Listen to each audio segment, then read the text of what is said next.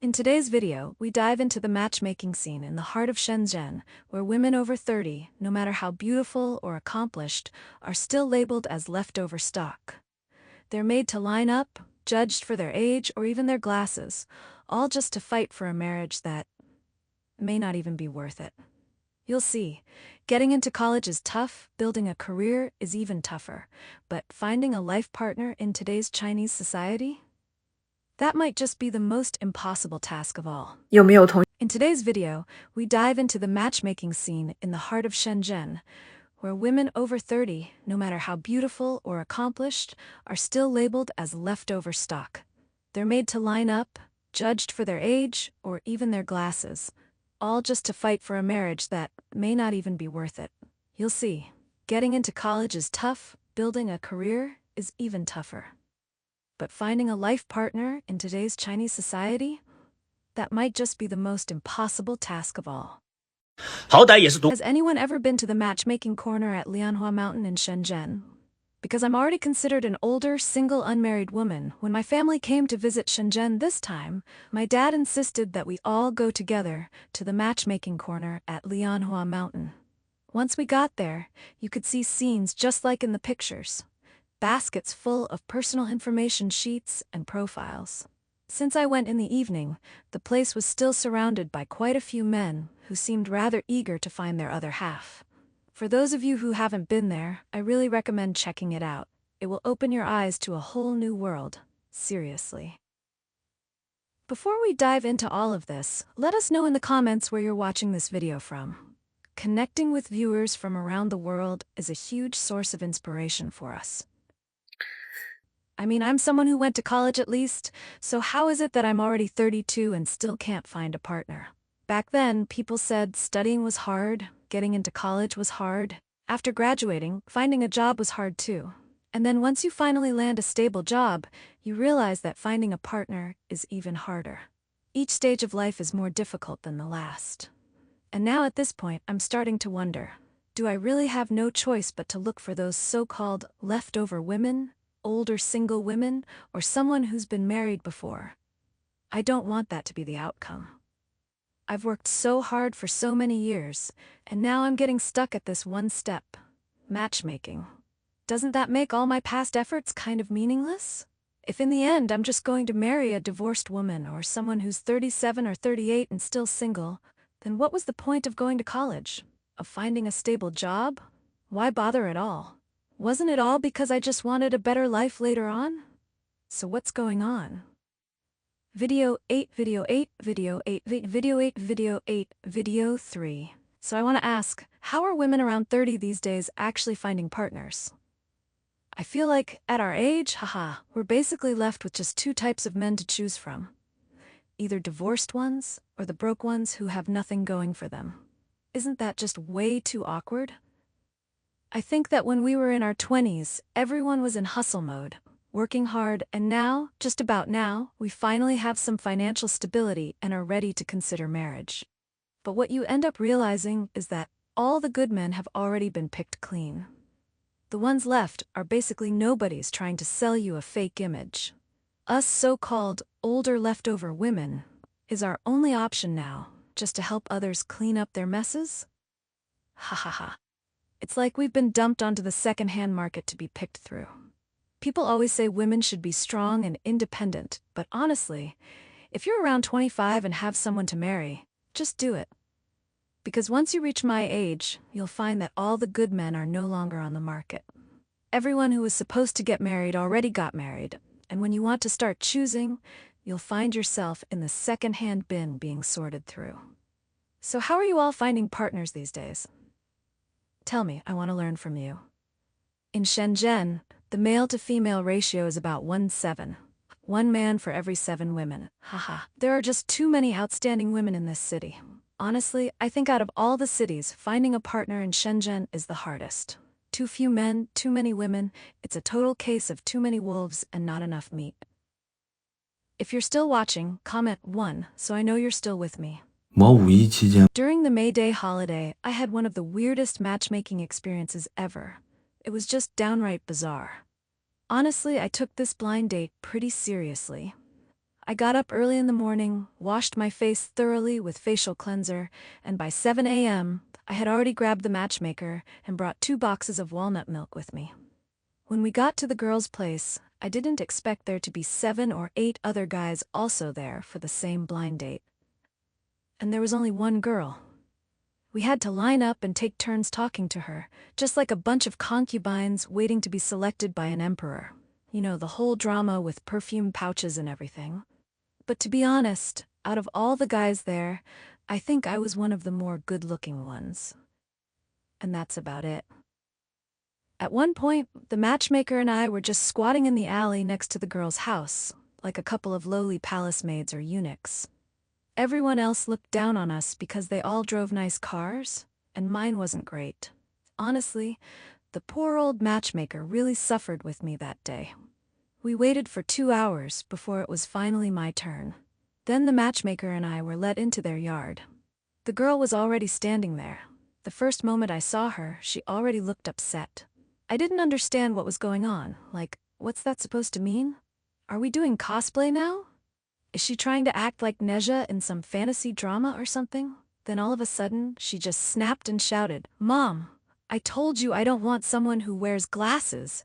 How many times do I have to say it? I don't want a guy with glasses." I was stunned. She basically activated her second skill like a MOBA character and froze both me and the matchmaker on the spot. I was thinking, should we just leave? But for some reason, I couldn't move my legs.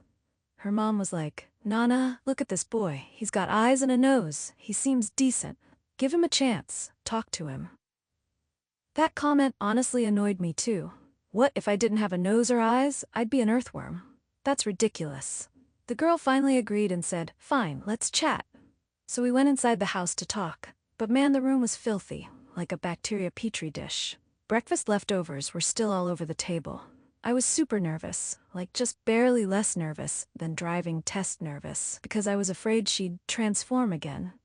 We started talking about the usual stuff, job, whether I had a house or car, but her attitude wasn't great.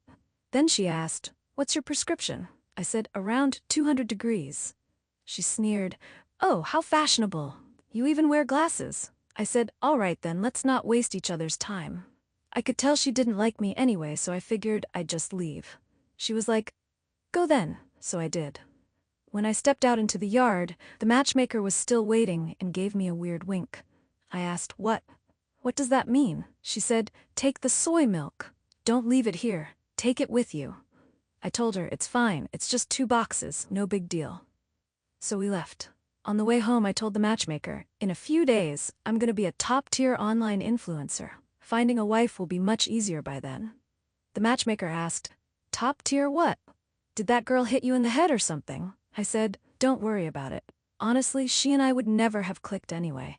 Today I brought 2 boxes of milk and got yelled at for free. Not exactly a great day."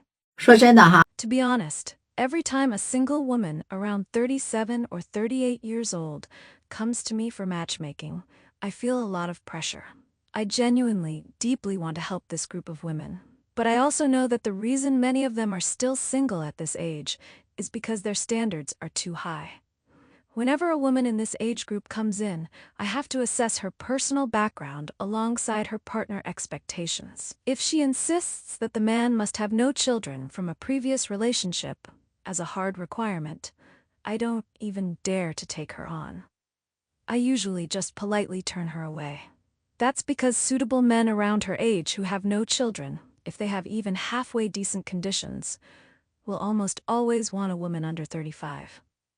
They still want to have children, and they worry that an older woman may struggle with fertility. I would really suggest that unmarried women in the 37 to 38 age range try to be more flexible with their partner criteria.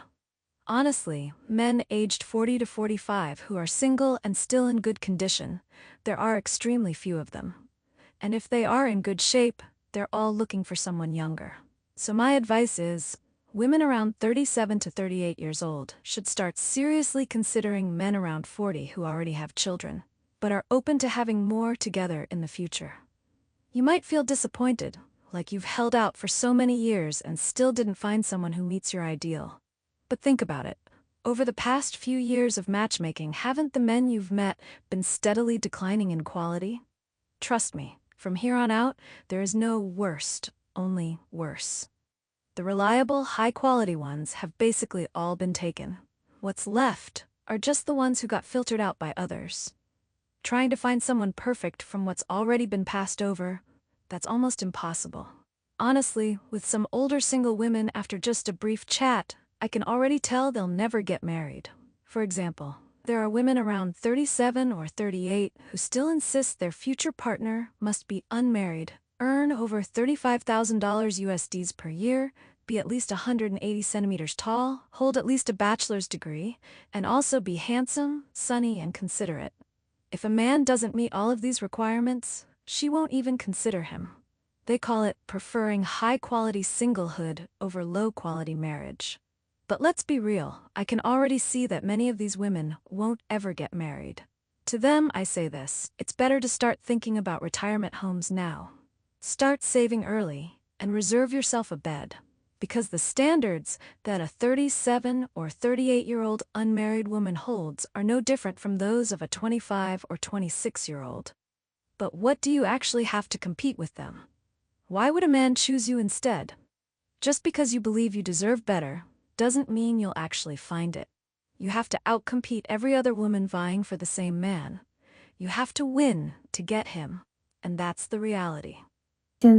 Up until now, I don't have a single friend. And the reason I can't get married now is because I once had a fake best friend, a so-called plastic sisterhood. Back when we used to hang out, she was super nice to me every single day. At that time, I still had a boyfriend, but in the end, this so-called bestie of mine secretly got his contact info. In the end, it's true what they say. Time reveals a person's true heart. You have to guard against fire, theft, and your own best friend.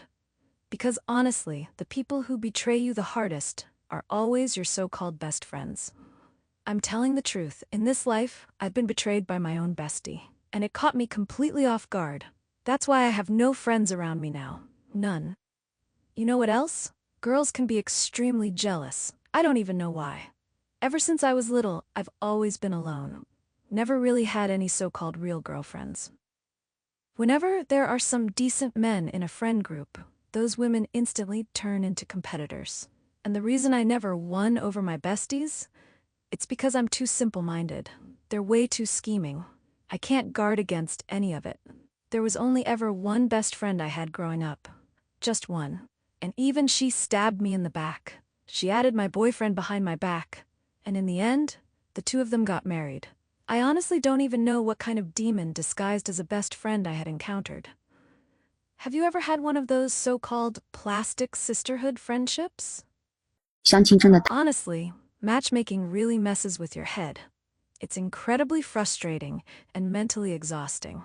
I'm 33 years old, and today was my 7th matchmaking experience, and I finally understood something. The older single men who end up in the matchmaking market almost always have problems. It's not just that they can't find someone in real life, it's that they were never the kind of guys women like to begin with. On the other hand, the older single women who end up in the matchmaking market are usually the ones who, when they were younger, were never successfully secured by the men around them.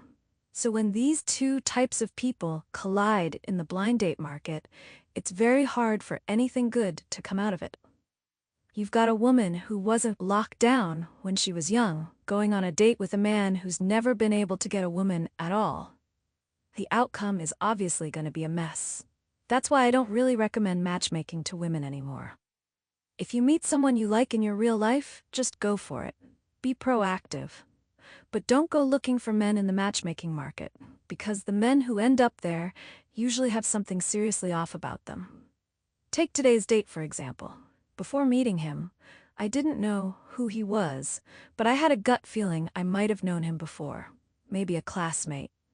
And sure enough, when I showed up at the date, he turned out to be a guy from my middle school class. I was stunned. This guy, even back in school, he was the type girls would gossip about behind his back. He never had male friends, didn't hang out with guys, and had no hobbies guys typically like. The girls he talked to were all extremely average, the kind of girls no guy would voluntarily start a conversation with. He was just one of those forgettable boys surrounded by forgettable girls. You could just tell he had always been the one left behind, the one nobody chose. And today, he even brought his parents with him to the date. I mean, we're over 30. Why bring your mom to a blind date? I've been working for years, and have always been a pretty outgoing person. I know how to adjust depending on the setting. In situations where I need to be social, I can totally carry the energy, but if I don't feel like talking, I won't say a word. But even in those cases, the basics of etiquette and courtesy have to be there, especially when parents are involved. When I walked in and realized it was my former classmate, I recognized him immediately. He didn't recognize me right away, probably because I look quite different now. I'm guessing it didn't even cross his mind that someone who was once so popular in school would end up on a blind date with him. Obviously, he was impressed by me. His mom started pouring tea and being overly polite, which made me uncomfortable, so I got up and helped with the table setting. When it came time to order food, I kept it symbolic and chose 2 cheap dishes out of courtesy. Then I handed the menu to his parents so they could pick something they liked. They seemed unsure, so the guy just started ordering a bunch of dishes. I couldn't even stop him. After ordering, I tried to keep the mood light because I didn't want people to think I was rejecting him outright. Since he was an old classmate, I just treated it like a class reunion, chatting casually. I was friendly and cheerful, not at all like I was considering him as a potential boyfriend. The matchmaker kept complimenting me on my personality, and the guy's mom was super enthusiastic, giving me food, asking me questions, saying things like, "Finally, we can put our hearts at ease," and acting like everything was already set in stone. The whole atmosphere felt like they thought the deal was done. I got really uncomfortable. Half an hour into dinner, I decided it was time to wrap things up.